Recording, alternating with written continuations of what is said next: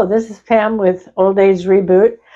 I'm talking to you today because I'm trying to figure out if I am doing things that make me happy. Last video, I was talking about reclaiming your time by doing what makes me happy. So the question is, am I succeeding? I thought I better look at that because I wasn't so sure. At first, I thought, I don't know what makes me happy. But then I did a little happiness audit on myself, and I found out that I, for the most part, do what makes me happy. I also came to feel, after this audit of myself, that I would like to be a little more intentional about doing those things that make me happy, and maybe exploring new things that might make me even happier. We'll see. So this is about how do you know what makes you happy. One thing I learned in my audit was that the things that make me happy energize me. I know that because the things that make me unhappy make me feel depleted, numb, confused, not okay. I have learned this over time, and now I am able to make changes in how I do things so that I focus on relating to folks in the way that makes me happy. What I failed to mention about this is that I don't like small talk. I don't like small groups. I don't do well being put on the spot. I can occasionally make sort of sarcastic humor that when I'm trying to talk with a small group, I'm mumbling over my words or getting way too passionate about the topic. I also get numbed out listening to mundane things. I just can't sit for long periods of time and make conversation. At this point in my life, I don't want to be listening to things that I don't really care about or that don't grab me. I want to get to know people on a deep, meaningful level and have conversations that reflect that knowledge of each other, that trust I've built with another person. That's what gives me energy, makes me excited, moves my heart, makes me weep perhaps. Can't do that in a small group or a happy hour. It's better for me to have as little involvement in that kind of activity as I can, or at least going in to be aware of myself, how things make me feel. Don't feel compelled to stay till the floor is swept or the last person is headed out the door. No, don't have to do that. Stay as long as I'm feeling okay, but leave before I'm feeling totally numbed out. Energy versus depletion is one of the things I use as a criteria for determining what makes me feel happy. If it's something that is providing energy for me, that's often also something that I can get engaged with and stay and do for an extended period of time. Painting really does that for me, watercolor painting. Whatever fog or funk I'm in before I start, I could be sad, lonely, tired. Once I start painting, it all just falls away. Before I know it, I look up, an hour and a half or 2 hours have gone by. And it gives me a kind of energy and a focus and peace that I rarely have in my life, and certainly didn't have prior to retirement 3 years ago. There are things that I like that do make me happy, but they're like happy and it's gone. Like ice cream, happy but gone. Popcorn, happy but gone. The first snow, happy and oh, so happy when it's gone. Those are things that bring me pleasure. Do they bring me contentment and fulfillment? Not so much. But when I'm looking at what I'm doing, I also want to look at those things that when I'm done doing them for a short period of time, does it leave me with a sense of fulfillment that I've accomplished something and I feel good about what I've done? When I clean off my desk over here, there is that initial hit of, oh, thank God it's done. But I also have this incredible sense of freedom, calmness once I've cleared clutter off a desk or cleaned the kitchen. Those sound like short-term pleasures, but it gives me a sense of fulfillment. I realize that in the doing and in the being done, I'm quite happy. So that may be something I can look at differently. I can be active meditation, cleaning up the dishes, putting them in the dishwasher. I can turn that into more of a meditative exercise that will, in fact, bring me more happiness and contentment. I'm going to think about that. See, this audit not only helps you identify what you're doing that is making you happy, but also I can take some of those more mundane pieces of life, like loading the dishwasher, folding up the grocery bags, things that seem irritating. But if I can start to work those into a sort of chop wood, carry water kind of meditation, I think I will feel much more contentment and fulfillment in my daily life.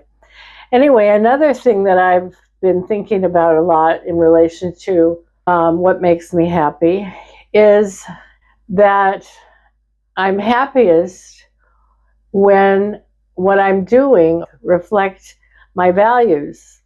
If I'm not living it in a way that's consistent with the things that I think are important in the world, then I don't feel as fulfilled or content as I go about my day.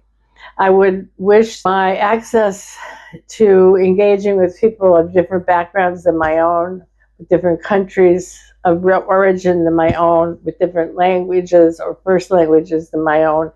I wish I had more access to that vibrancy, that strength of diversity. And that's on me. I don't venture out much to get that fulfillment. I think I mostly satisfy those interests and commitment to international dramas, reading books by authors from all over the world. I'm one that's very thankful for the internet, very thankful for technology, because especially as an older person, it just broadens and enriches my life beyond what I could ever have expected. I learn so much every day. Even the most mundane crime show, European, Scandinavian, I learned more in one of those hours than I would in, 10 seasons. Oh, well, probably never on American TV. Go figure. Just to sum up, when my actions, when what I'm doing with my time doesn't mesh with the things that I hold most dear, there'll be some sense of discomfort. And coming back to intention, I have to pay attention to that. When I'm feeling that, I have to figure out, is there something I can do about this? How big a problem is this for me in terms of that encroaching or not on my happiness or my happiness level? Another thing that I've thought about in the last week was the idea of experimenting with things that I may not know would make me happy.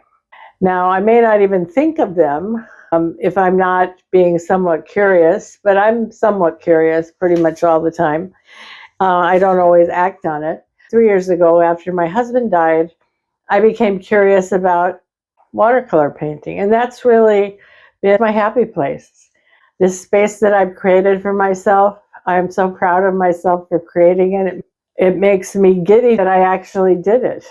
I gave away things that I treasured because they wouldn't work in a functioning studio the way I wanted it to function for me. So I have this conglomerate of a studio that I absolutely love. It sort of buries me in happiness.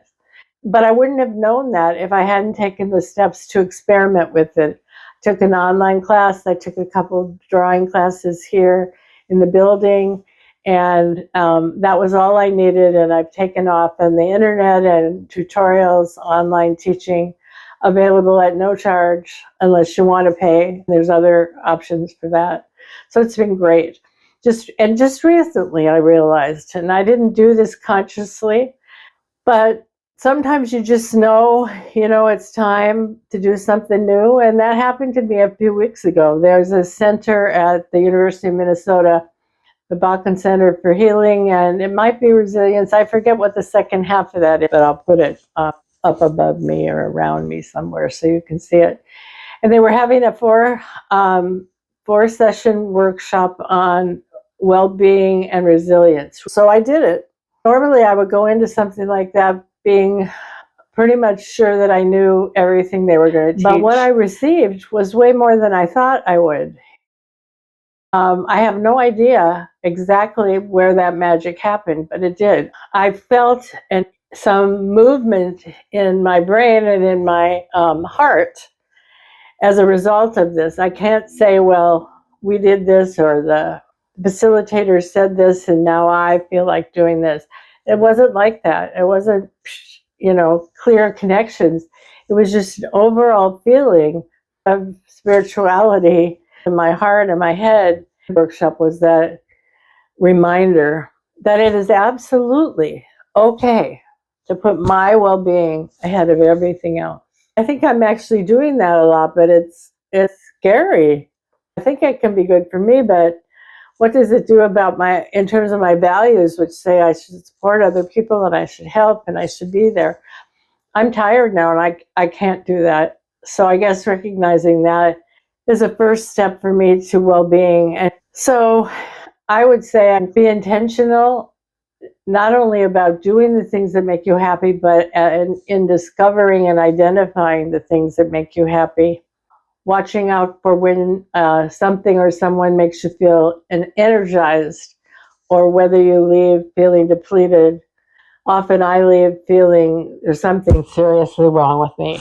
The other thing is, if you're feeling sort of out of sync with your behavior, or things just start feeling right, do a values versus behaviors, values versus activities, your values up against the people you're engaging with, and see if that's where the disconnect is. If it is, then you can decide intentionally to make a change or not to make a change. And lastly, celebrate what you don't know by experimenting and seeing what might be out there that you haven't tried yet. Just give it a go. And the worst you can do is all your paint blending will turn to brown. They always say that in all the classes, but you know what? When I'm blending colors using my own instinct, I rarely get brown. So I think that's an old wives' tale of watercolor painting. Anyway, that's all. Thanks so much.